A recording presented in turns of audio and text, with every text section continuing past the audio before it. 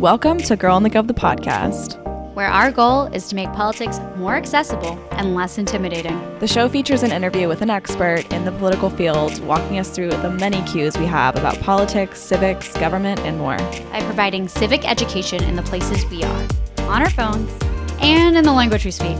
And yes, we know we say like a lot. It's kind of the point, because politics needed a rebrand. Welcome back to Girl on the Gov, the podcast. Happy Wednesday. I immediately want to kick this off with just something that I want to talk about with Samantha because I saw it on Twitter. And I hate to tell you this as a New Yorker, you're going to be really upset. But I'm really scared. Kid Rock and Jason Aldean have removed New York from their You Can't Cancel America tour. Oh, yeah. Devastating. I don't know how I will ever go on. This just, it really hits close to home. What is always forever sad to me, though, I will say, as like someone that does like country music, is that Jason Aldean is like fucked up. Because back in the day, like in high school, I did like his music. And then turns out he's a cheating, transphobic piece of shit. So sad on that. Like Kid Rock, no surprises there. Like I think we saw that one out the barrel. Which look, there's the stereotypes of like country, like the country industry for sure.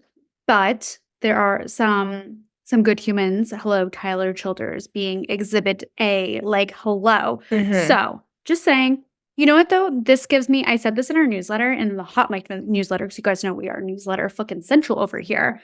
But one of my favorite country artists is Breland, and he's just the cutest. And I just really... I think you find his stuff, like, I think you would like. It's a little less, like, folksy, which I feel like you like usually more, like, a little that end.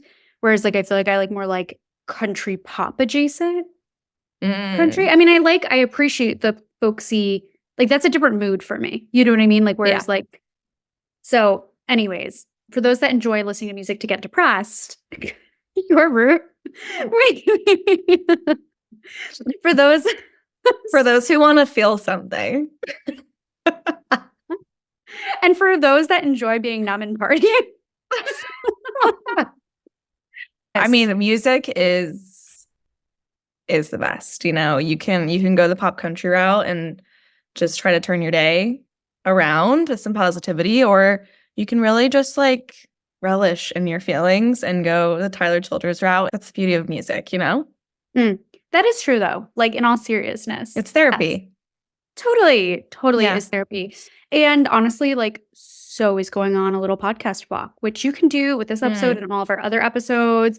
Highly recommend downloading said episodes so that way, like, A, helps us grow. Thank you very much. Self-promo in that moment. Also, speaking of things that debatably made me unwell but well all at the same time, the Trump sneaker. I don't know. Please tell me. What rock? Oh, okay. You know what? I will give you a pass. I've been out of the country. To it, which we'll circle back to because I have so many questions. Mm-hmm. Fine. You got a pass on this one. Okay. What do I need to Google right now? Trump sneaker con convention shoe launch. Jesus Christ. So basically, sneaker con.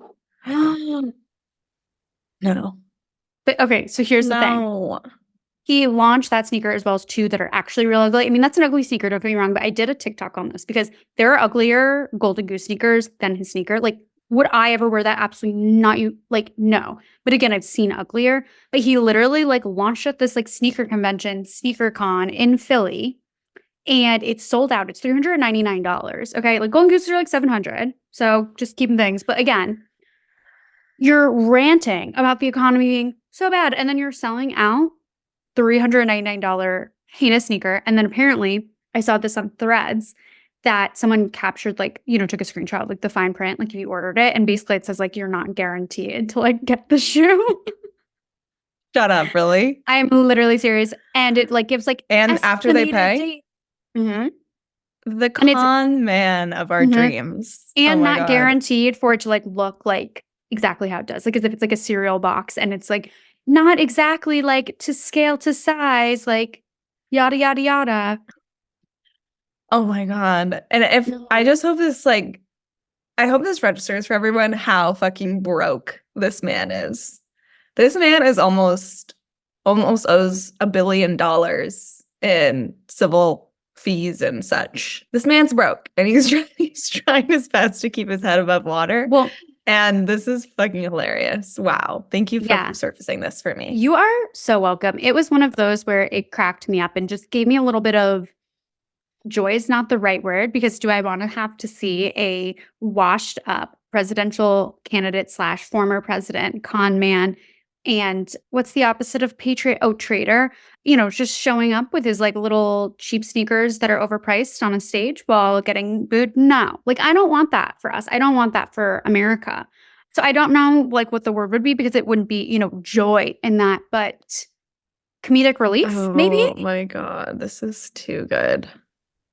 What? Like, I have to show you this one picture I'm looking at, because it's just kind of magical. It's so subtle though. It's just a, golden T right on the shoe. Well, apparently. But this picture with like the shoe focused in the front that I just sent you, and Trump's orangely burnt face in the back. Too good. You know what? Actually, this brings me to another point, which is whenever I feel badly about my spray tan mishaps, which Maddie knows is constant. Like, it's never a dull moment over here. I can't get it right.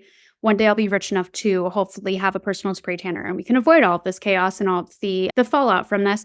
But I always know that at least Trump is doing worse in the spray tan or weird makeup department than me. And because asterisks on this, as much as I am the girliest girl you'll ever, not the girliest girl, but up there on that spectrum, I am horrendously bad at makeup. It doesn't matter what technique you show me. I'm just not good at it, which drives me nuts.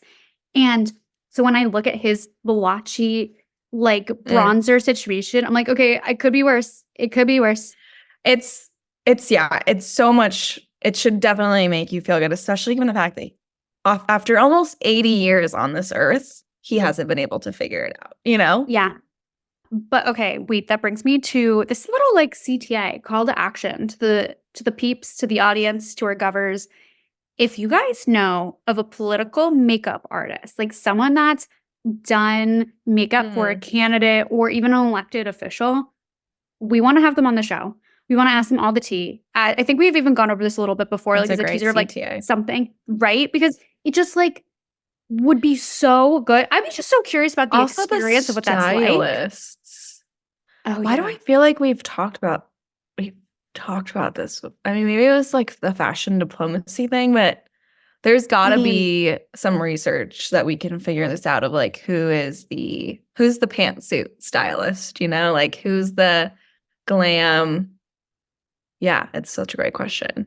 And that is definitely an episode that needs to happen. And this is not to diss regular stylists, because I love a non-political stylist too. But like the thought in terms of the symbolism, like not there necessarily.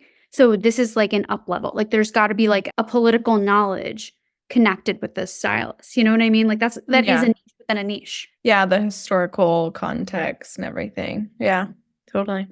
Well, I'm going to use this moment to pour myself out as a stylist. Speaking of which, if you guys are, LOL, if any of you guys are looking to either upgrade your little closets, big closets, medium closets, any of the closets, as they say on Modern Family, AKJ, that's always stuck in my head, slide into our DMs. We offer a styling service. And also if you're like looking to figure out, like I want to work in politics, don't know what to wear, same thing, offered that. And also, we have a Shop My account. So if you ever see things, not the current outfit that I'm wearing, that's for sure, of ours that you're like, would love to see where they got that. We fill out those shelves with some of our faves and also things that are on our radar, things we just like, we need. I found a jacket that Maddie just absolutely needs this weekend. Yeah. And you guys need it too. Everyone go match Maddie. Like that's going to be the situation. That was a great pick, Samantha. I will need to purchase that. I haven't checked the price yet, but I don't remember what it was. But I was in, I don't think it was too crazy. But we need to know about your adventure when I say overseas, I mean over the border? Over the border. It was fantastic. I went to Tulum for my best friend's bachelorette, and it was so fun. But speaking of border, actually, her and like her friends are from San Diego, so I flew down there, and then the Tijuana airport is just like right across, like right on the border. So we flew out of Tijuana, but you have to like cross over this like pedestrian bridge, whatever, and then go to the Tijuana airport. And we flew out of there. When we flew out, like I actually got to like see the physical border for the first time in my life, and it was fascinating. There is a wall on the California border, but I think that's always been there. But no, it was just like, given our last episode, I was just like, what do you know? There it is. There's the border. Nothing too crazy down there. That is wild. I also too, I have never seen said border. I've also never been to the Canadian border either. Like I've only flown into Canada. So I don't know what a border crossing looks like, to be perfectly honest. It's kind of just like a fucking toll entry that's just like trafficy and annoying. But yeah, it was timely, per se. Well, we can get into our episode. We have a good one and a topic we have yet to cover. And honestly, we touched on Tyler Childers a little bit today. Tyler Childers to Zach, to our guests today, and talking more about West Virginia, but also the topic of the fentanyl crisis and the opioid crisis, not only in West Virginia, but the way it's kind of just reached all over the country now. And again, this topic that we have yet to cover in full, which we have been definitely wanting to. Totally. And so with that, we wanted to bring on someone that could really tell us about what it's like on the ground, what their experience was like as well, and just really what's going on in terms of the status of solutions and pushback in terms of this whole crisis. It is layered, to say the least, and there's a lot of different dynamics. So first of hopefully many episodes we do on this topic, but nonetheless, this is today's episode. This is the starting point. So take that as step uno, my one word of Spanish that I do know. It's fine. Didn't even take Spanish. Took French. Anyways, moving right along. Without further ado, our guest today is JoAnna Vance, and here she is. Getting into it, JoAnna, we are so excited to have you on the pod and get to an issue that we have been wanting to touch for quite some time and haven't had the opportunity. And of course, when we were connected, we were like, yes, this is going to be perfect. We know you have been an advocate in, the recovery space for quite some time in West Virginia. And to sort of start things off, we got to know, like, how did you get into this work? What did that process look like for you? How did you really step into it? A lot of people ask me that, and it's something that I kind of fell into, but only just because of, my own lived experience, because I grew up with parents who used drugs. I lost my father to a fatal overdose on Thanksgiving Day when I was 15 years old. I'm actually 34 now. So to put it, into a little bit of retrospect, that was a time like before anybody even said the word overdose out loud, much less like nobody carried naloxone or Narcan or anything like that. I would like to say that, I learned from my dad's mistakes, but generational curses are hard to break. So I fell into my own 10 plus year chaotic drug use or addiction. So that's some people call it. And I got into recovery in 2016, and I've been advocating since 2018, actually. But the reason that, what really catapulted me into it is in December of 2017, I was sitting in, one of my best friend's funerals, and he had overdosed the day before Christmas Eve. And I found myself sitting in his funeral, and I was there in the present, but, in my mind, I was just thinking back to the times of our chaotic drug use. And we used to talk about recovery, right? We didn't even know it was called recovery then. Yeah. But we would talk about, did we know anybody that had been through, had led the lives that we did, that now on the other side had a job and a family and a home. And, at that time, we didn't know a single person in recovery. Like Boone County, West Virginia, we never met anybody that had ever made it out of life. So I made a promise to myself and to my friends that had just passed that if nobody was going to know anybody, that they were going to know me, and that I was going to try to be like a beacon for people, to be like, well, she did it, so I can do it. And as long as people know that, recovery is possible, then they have some kind of hope, right? They don't just think that like all is lost. So from there, I started taking like classes and stuff like that. I started like peer recovery support specialist classes, many, many trainings and things like that, advocacy days at the Capitol, public narratives and things like that. And that's how I kind of just like fell into the role that I have now, because I was, I was doing the work and I was showing up, but I wasn't getting paid. I was just wanted to do it I didn't know you could get paid to do this kind of work. So I met the people at the American Friends Service Committee, who I work for now, an advocacy day at the Capitol during the pandemic. And they were just like, hey, who do you work for, JoAnna? I was like, I don't work for anybody. They were like, well, how about you come and do what you're doing already and do it for us? And I was like, really? And, the rest is like kind of history. That's amazing. Amazing story. And we're definitely curious to hear more about this current role that you're in. And you are in the West Virginia Governor's Council. Can you kind of tell us about this work and really like what the state's opioid response is generally currently? So the Governor's Council was a piece of legislation that was made, I think in 2019, I could be wrong, maybe it was 2018, but the Governor's Council was a council that was made to help direct the Office of Drug Control Policy and the governor how to respond to, how to use SOAR funding, and also how to like do strategic planning and implementation of how to respond to the opioid crisis.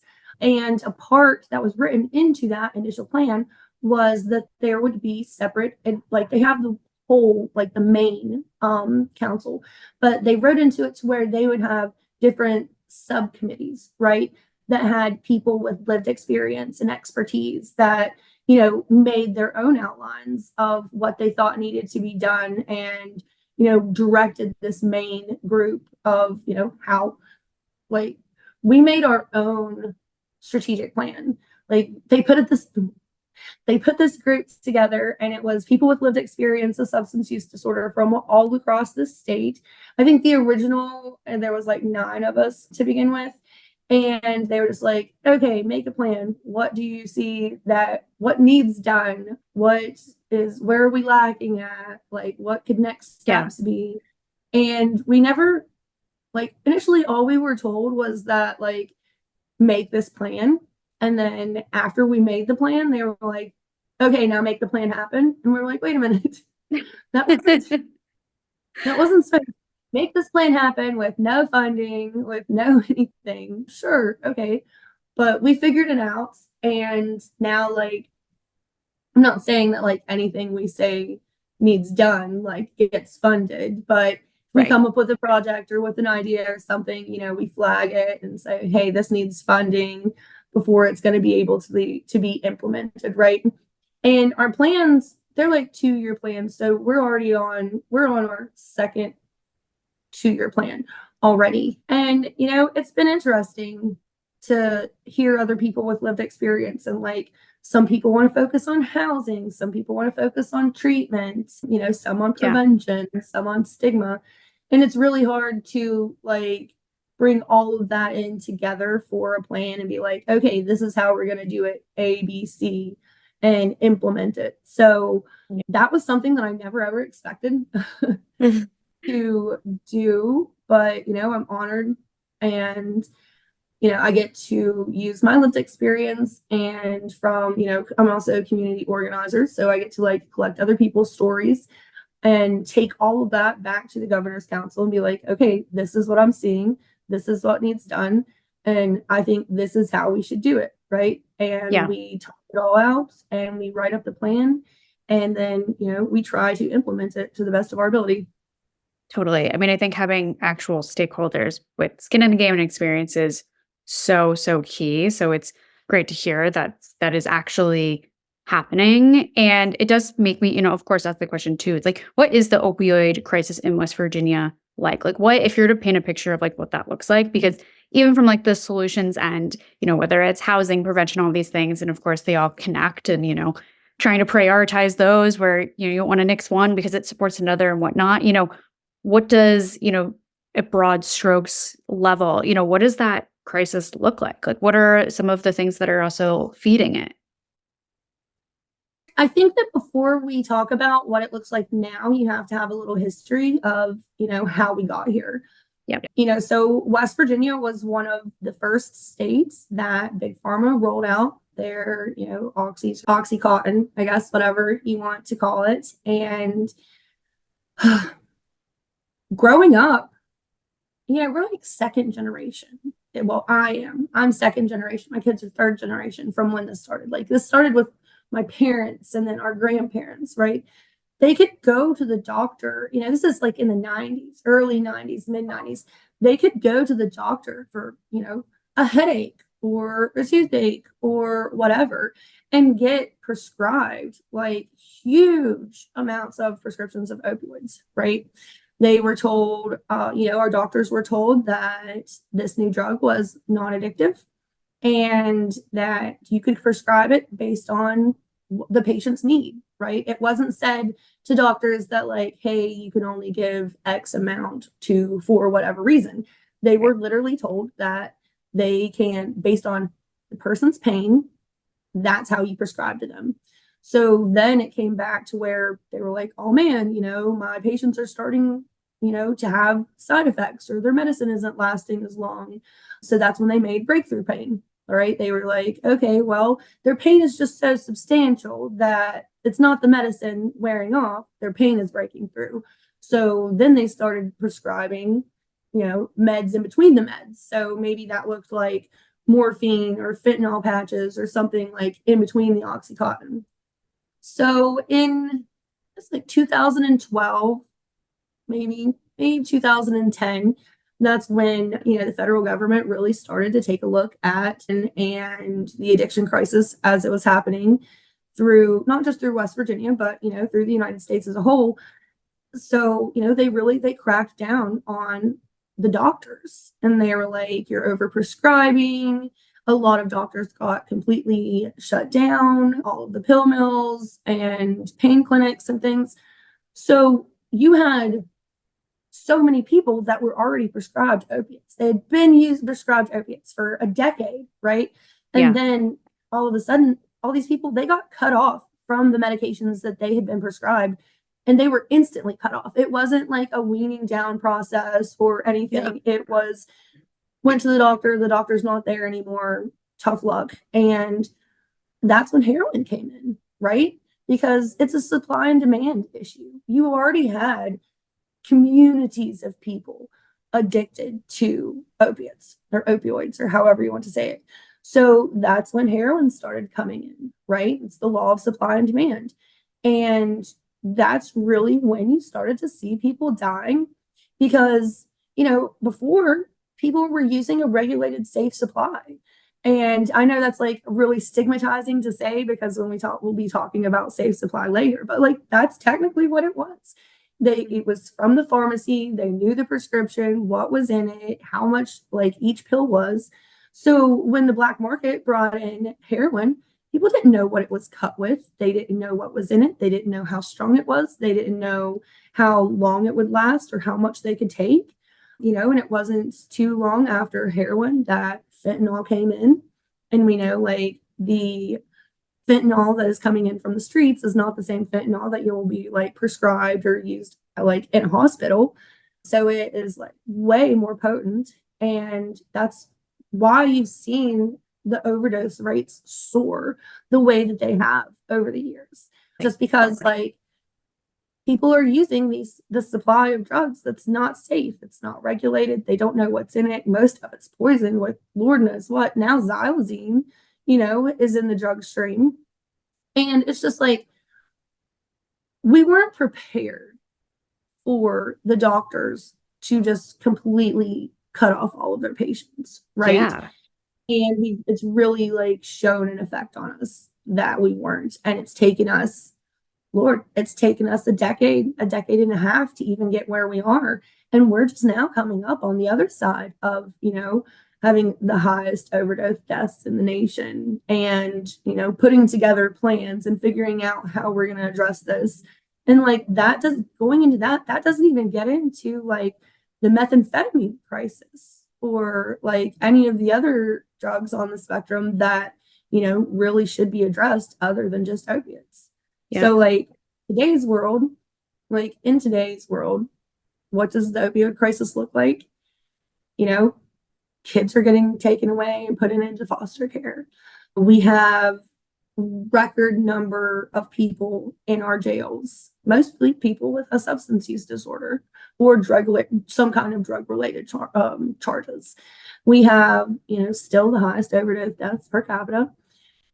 Our houseless population is, substantial. We have kids dying. I think that's something that's happening a lot across the nation. We have kids dying because, unlike when I was a teenager and I got to use and I could experiment with using drugs, it was prescription drugs, and now these kids are buying drugs like on Snapchat or offline or whatever, and they think that it's Adderall or something, and it's really laced with fentanyl, and they're not even getting to experiment or even just like have fun or like teenagers do, because they're using for the first time and then they're dying as a result of it. We have family members that have lost loved ones, who continue to lose loved ones, who can't get help for their loved ones, and then also, like, on the other side of that, we're still having to fight the hard on crime narrative. Like, we're still having, to fight the stigma against like drug use and against something else we'll talk about later is like SSPs or, safe consumption. And it's just the stigma against enabling drug users. It's like, it's very difficult to get elected officials to look at like evidence-based scientific studies. And they just want to look at, well, we're just enabling. And, if we're hard on crime, then we can fix it and those people will just stop using. And people are finally learning, especially elected officials, that that's not going to work. Like, we've done it. Hard on crime is expensive. And that's, what's gotten us to a place that we're in now. And now it's time to be smart and strategic in how we move forward to address these issues. Totally. I mean, one thing that sticks out in what you were saying is just sort of like the bureaucratic failure of being like, oh, there's a problem in terms of overprescription. And then all of a sudden we're just going to pull it. Like, in any medical sense, and I do not have a medical degree, I'll put that out there. My two best friends are. So I get all the like extra chit chat. But like, you don't just take someone off a prescription. That is the most common sense thing. It could be the stupidest thing where you're going to wean them off. Even alcoholic, you're not going to go cold turkey with them. So the fact that there is such a lack of communication and strategy there, that they thought just shutting it down immediately was going to make sense, just flags to me. And I think it really connects to the resistance towards solutions now, where it's like, okay, it's black and white. And clearly this is also an issue that's not black and white. Like, there is a lot of gray area and there are a lot of cause and effects and a lot of variables involved. So that's what really stands out to me is something that kind of is mind-blowing. And I just wonder in retrospect, where that communication could have happened that could have prevented maybe not all of this, but at least some of this, just sort of being the status that it is. But I'm curious in terms of solutions and moving to that end of things. What is available? What are the policy solutions that have been, for lack of a better word, sort of prescribed, and what's working, what's not? We could talk about that forever. We have medication-assisted treatment now, which is Suboxone, methadone. That is something that has been very stigmatized for, I guess probably since they came out, right? Because this is like medication-assisted treatment to recovery pathways. So and it's evidence-based practice. That is something that is working. Like, the percentages of people who participate in an MAT program compared to the percentages of people who participate in an abstinence-based program, there is such a huge difference, right? Because if you go to an MAT program, yes, you're getting medication, but then also you're getting therapy, you're getting support, or you're supposed to be, right? All of these other things. And it's not like somebody's just like cold turkey stopping doing drugs. So that's something that's working. We have had, and you're going to hear people on all sides of the aisle, right, talk either good or bad about MAT, that, it's just a crutch, or, that somebody needs to just stay on it for so long. And, I'm just to a point to where, like, I don't care if it's a crutch. I don't care how long people say that they need to stay on it or whatever. Like, doctors say this, people with lived experience say this. Like, it helps people with substance use disorders. Like, people are, able to live their lives and get their kids back and get jobs and housing and things like that and successfully live their lives on MAT. So that's one thing. Other things, we've expanded naloxone across the state, right? And now it's over the counter, so people can just go and buy it at a pharmacy, or they can use their insurance card, so they can just pay like a couple dollars. We have quick response teams. So that means that if a person overdoses, then within 24 hours, there's a group of people with lived experience that go out to them to talk to them, right? Maybe about getting in treatment or about getting help or about like whatever services else that could be provided. We have huge anti-stigma campaigns, right? To combat the stigma that's associated with drug use or substance use, whatever people wants to call it. It's teaching people about social determinants of health and ACEs, and all of the things that lead a person to drug use or chronic drug use or chaotic drug use. Yeah. We do have syringe service programs here in West Virginia, but in 2021, there was a bill that was passed that like highly, highly regulated those. So where once upon a time we had almost 30, I think now we have less than 10 spread out through the entire state. And there's still a huge stigma around syringe service programs because they just want to say, it's enabling people to use drugs. When in reality, it's not. People are going to use drugs anyways.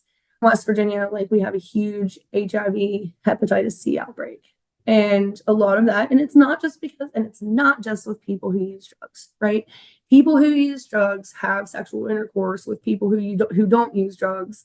And that's just like a part of the conversation nobody even wants to talk about. But like, it's spreading infectious diseases, and people don't want to talk about it or address it. Well, one thing that like is a part of the solutions too that I'm super curious about is like the narratives and the stigmas that you talked about, and like why kind of combating some of those is so important. And so I'm curious, like, what are some of those biggest kind of like narratives around this issue that like can be blocks to pushing for the solutions that are actually going to work? Again, I'm like super curious on the crime stuff and like all of that. And just, again, I think drugs tend to be a taboo topic for a lot of people.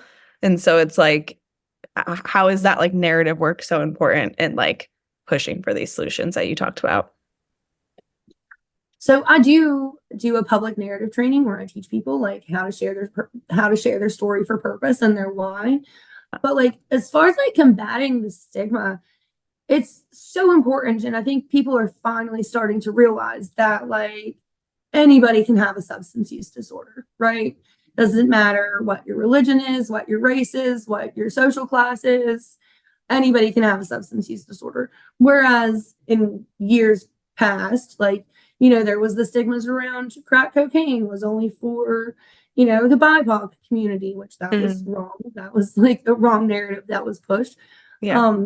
But like, people are finally starting to realize, and it's not just that like they're learning, it's like they're seeing for themselves, right? That anybody's son, daughter, mother, father, aunt, uncle, grandmother, anybody can be affected by addiction. So that's like a huge part that's helped like combat stigma. Another is like, it's all derived from trauma. Once upon a time, they said that cannabis was the gateway drug, and now people are starting to realize that, trauma, people are either self-medicating because they're undiagnosed or they've had traumas and things happen to them to push them into wanting to be numb, not wanting to cope. And it's just really that narrative, fixing that narrative of, addiction is not a moral failing, because that was what was said for so long.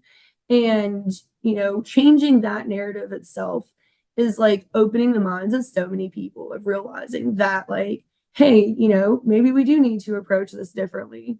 I work at the Capitol a lot, and unless, one of the elected officials have heard my story or heard my testimony or whatever, they never think that, I'm in recovery from a substance use disorder.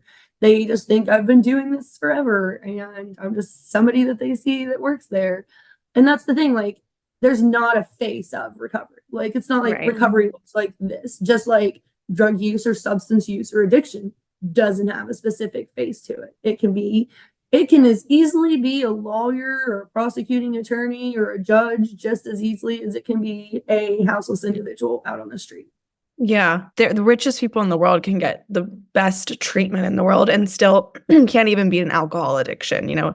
It's really, really hard, and it really takes a lot of resources. Even the people with the access, like, often can't shake stuff or can't for a long time. So it's a battle.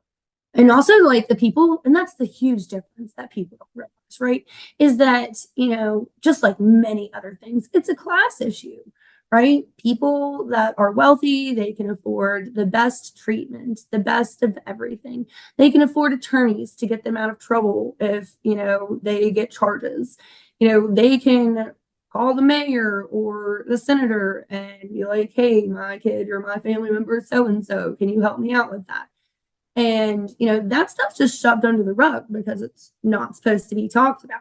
Mhm. And then they just want to focus on, like, poor people in marginalized communities because those are the people that, are overflowing in the jails, that are losing their kids. But it's literally not because addiction affects one class or the other different.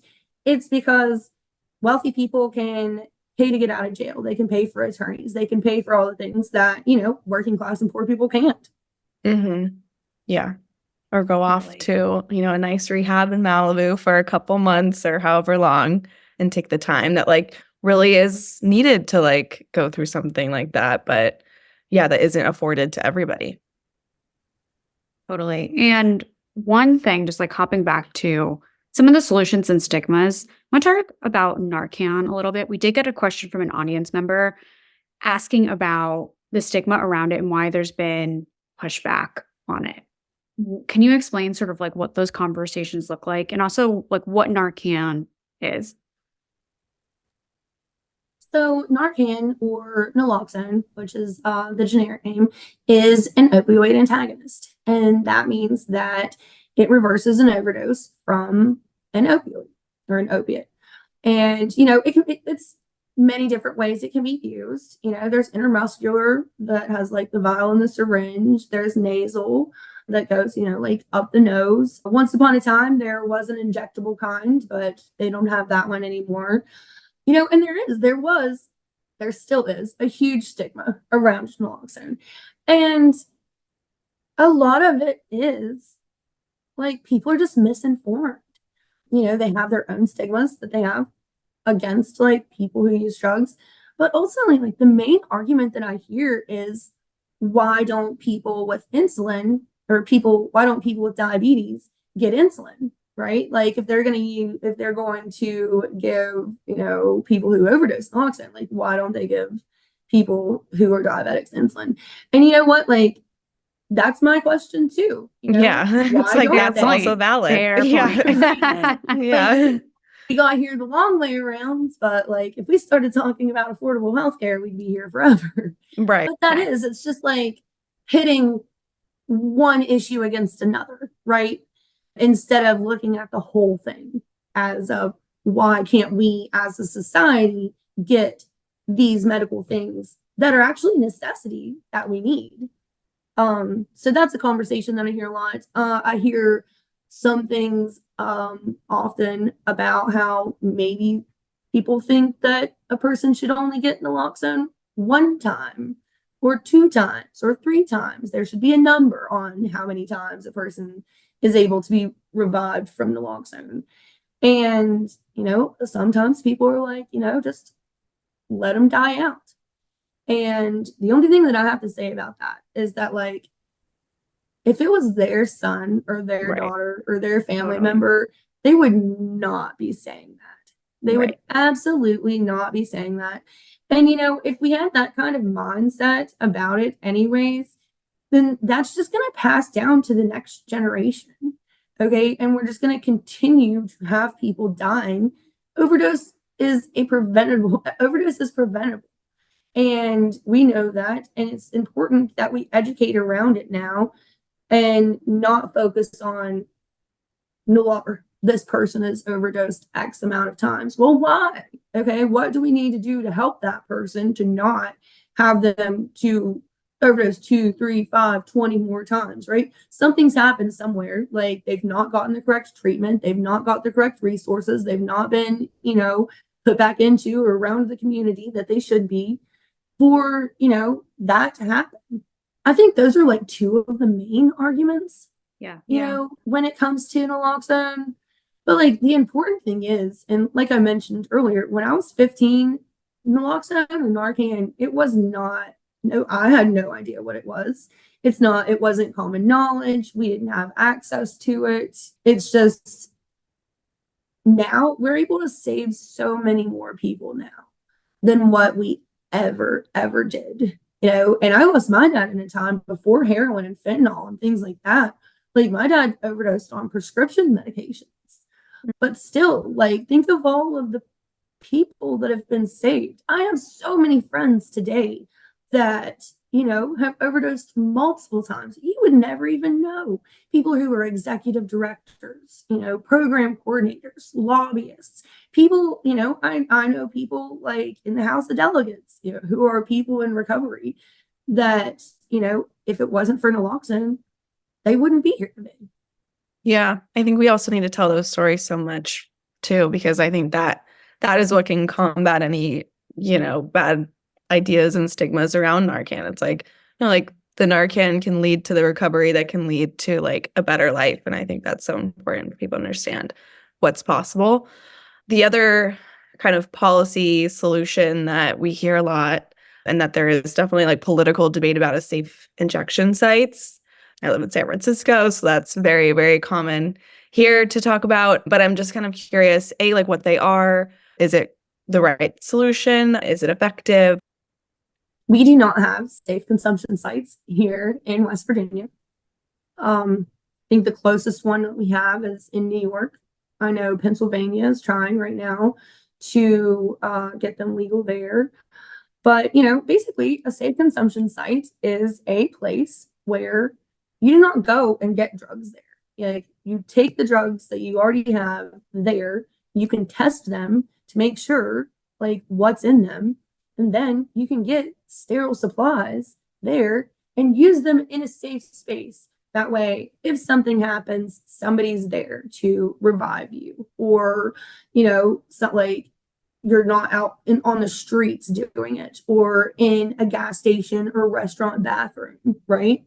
But then on the other side of that is, they give you resources and networking. They connect you with, housing services, with treatment services, with peer services. And then also, it's just the connection, right? There's a saying that says that the opposite of addiction is not recovery, it's connection. And that's a huge part. It's just like, people already feel so alone and isolated and ashamed and hate themselves so much already. Like people don't have to hate on them. They hate themselves. We're our own worst enemies, even people who, don't suffer from a substance use disorder. But when you go to a place like a safe consumption site, you're meeting people who are not judging you. You're meeting people who have probably been through, some of the same things that you've been through. And, you're really just like building a connection that you probably never would have been able to build elsewhere, right?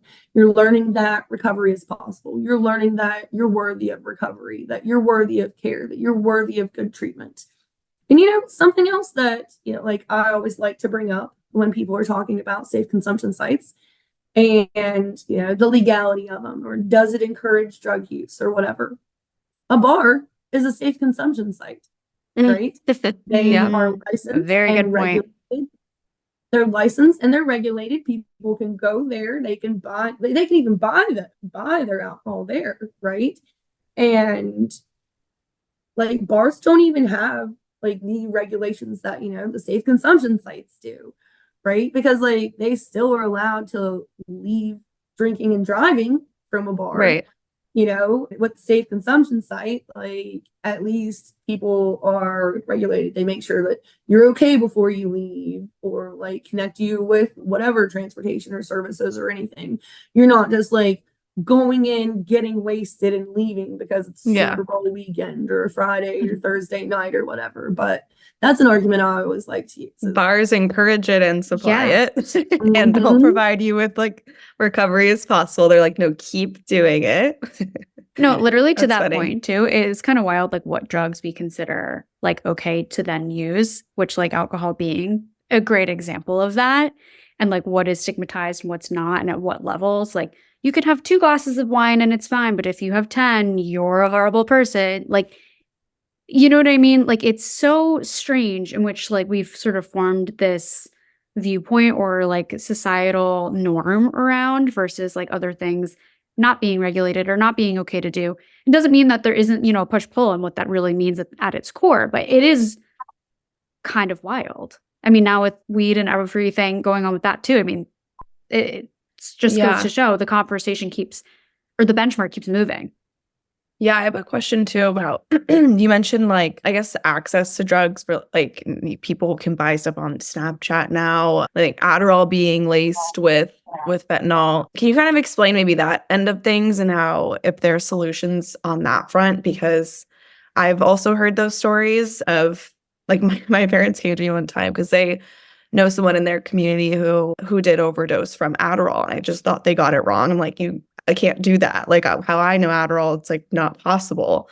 But that is a reality. So I'm just curious, like what solutions on that front are too, because that's just crazy.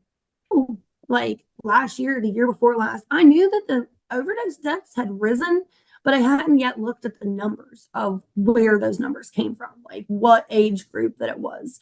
And it was, the summer before this past summer when I finally looked and I realized that like from the ages of like 12 to 22, 14 to 22, those age numbers had skyrocketed. And I had never met anybody that had bought like drugs off of Snapchat or off of social media or anything. I'd heard stories, right? But I was invited to the White House this past August for International Overdose Awareness Day. And at my table, there was a mother who was sitting there and she had a picture of her 14-year-old son who had bought, Adderall, or maybe it was, Lure tabs or something off of social media. I don't know how they got it. Honestly, I don't know how that works with the black market and technology. Yeah. But he had been using, she recognized that like, something was wrong with him. And then, she found her son in his bedroom and he was already passed away. And I've heard that same story, or a version of that same story so many times since I realized that like kids were dying, right? And so I was like, how do we fix this? What do we do? We can't just say no. That didn't work on generations of kids. Like when I was in DARE, they literally brought drugs in and showed you what they looked like. So I've been invited around to like a multitude of different middle schools and high schools and stuff to talk to students, to share my story. And the thing is, we need to teach kids harm reduction. Just say no doesn't work. Like, if you're going to use drugs, know where they're coming from. If you're getting drugs offline, you better test them. You better not use alone. You better have naloxone so that somebody can bring you back. Like if you're at a party and somebody overdoses, call 911 because you're protected under the Good Samaritan law. Like for underage drinking or whatever. That's a story that I share often because, growing up, I know several people that they were partying and somebody overdosed and, they didn't call 911. They left them or they dropped them on their parents' front porch and they died. And, that's just another trauma added to their lives, that those people that I know that happened to, like, fell down their own black holes of, Repeats the cycle. this terrible thing. Yeah. So it's really important to, like, have these real conversations with kids, age appropriate, of course, but, just saying no didn't work, and it's not going to work. And it's important to talk to kids about, if you do decide to use drugs, be educated about it, be informed about it, be smart about it, because we want you to live. We don't want you to die at 12 or 14 or 16 when you've got your whole life ahead of you, right? And then a policy that we're working on here in West Virginia is mandatory naloxone in schools. And so it means that, like, every single school in West Virginia would have to have naloxone, and it would also be required once a semester to educate kids, upon parents' permission, of course, staff and students, on how to administer naloxone. And it's just, those are the key steps of breaking away the stigma that we were talking about earlier, and educating the next generation. And how is, our future of West Virginia going to be better than what our past has, or where we're at now. I wish I had a magic wand to just, like, fix it all so nobody else died, because I definitely would. But, as of right now, that's all we can do, is educate people, share stories, implement legislation and policies that's going to be effective, that's not going to just push harsher penalties. Talk to students, talk to family members. Family members never ever get involved. It's just like, there's just, like, not even a sector for family members at all, right? Like, they're just like, well, my loved one is suffering from substance use, but, like, they have their own traumas also that they have to deal with because of that. So it's like getting them therapy, teaching them about, like, it's not their fault. Like, so many parents come to me and they're like, it's my fault because my kid died, or my kid's in jail, or, whatever. And it's not. Just like addiction isn't a moral failing, like, having a child with addiction or getting incarcerated is not a moral failing of a parent, and that stigma that they hold in themselves, that pushes a lot of, like, the negative narratives that you see. It's just because, like, they don't understand that, it's going to affect everybody, and it's based on your traumas. It's based on your social determinants of health and your ACEs and, like, your surroundings and so many things, and not just, like, how a person was raised. Yeah. No, I think that's so important to think about and talk about, and to also legislate around, in terms of services of, like, what about the families? What about the friends? What about all the other people that this impacts? And, I think that's really, sort of coming to a head right now. And I'm curious to sort of do, like, perfect closing notes. How can people get involved with pushing for legislation, with pushing this issue ahead, and making sure, solutions really not only come to the forefront of conversation, but actually, take effect? So it is session time here in West Virginia. So I've had many, many questions, and people ask me this. And what I tell them, show up. At our Capitol, it's a public space. You do not have to have an appointment. You do not have to be invited. You are allowed to just show up in that building and walk around and walk in offices and ask questions, and talk to people. And, like, that's what I encourage people. Like, show up. Also, pay attention to what's being said. Pay attention to bills that are like, every state has its own website, right? That, so they're sometimes could be difficult to navigate, right? But usually there's, like, a bulletin board or something that you can click on, and it'll give you, like, the day-to-day update of, this is what's happening. Also, there's a different, in West Virginia, we have the American Friends Service Committee, which is the organization that I work for. We have West Virginia Budget and Policy. We have the West Virginia Reach Initiative. We have so many different, like, family support services organizations, like, across the state. It's really about, like, all of those organizations, like, that are statewide, talking to the organizations that are community wide, like, that, who talk to all of the people on the ground, and just, like, communicating on a level of, this is what we need, this is what we have to do, and organizing to do it, right? Like, there's not Like, there's not a way to just tell people in each individual state, this is how you get involved, because it's different in every state. You show up. Yeah. You show up and you ask questions, and you don't just take like whatever they're saying for like that's how it is. Like, do your own research, look up your own stuff, ask the hard questions maybe that other people won't ask. And if you do that, then like the right people are going to find you to help keep you involved, or to, amplify your involvement of however you can or want to help. Yeah. Well, thank you so much. This was amazing. Again, like Sam said in the beginning, like we haven't been able to touch on this topic too much yet. And so it has been something we've been wanting to dive into, and we just really appreciate your time and sharing all of this amazing knowledge and for the work that you do. So thank you. Thank you guys for having me. One thing that I would like to say, there's a show and it's on the Roku channel. So you have to watch it like either on a Roku TV or device or something. And it's called The Fix. It's narrated by Samuel L. Jackson. It's funny and sad and all of the things, but it's like little like 8-minute segments, right? There's like 5 of them. And it goes from, 100 years ago when all drugs were completely legal in the United States, right? To how the CIA was formed, to how the war on drugs started, to how the opioid crisis started, to the fentanyl crisis. And it talks about harm reduction. And then it talks about solutions and drug legalization and all the things. And that's something that I always tell people that are interested in this subject, like, go watch that, because like it will open your mind and your brain. I didn't know 100 years ago all drugs were legal. I just always thought. No, Yeah. same.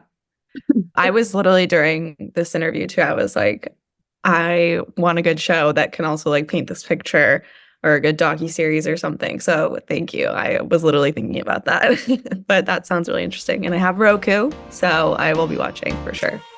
Awesome.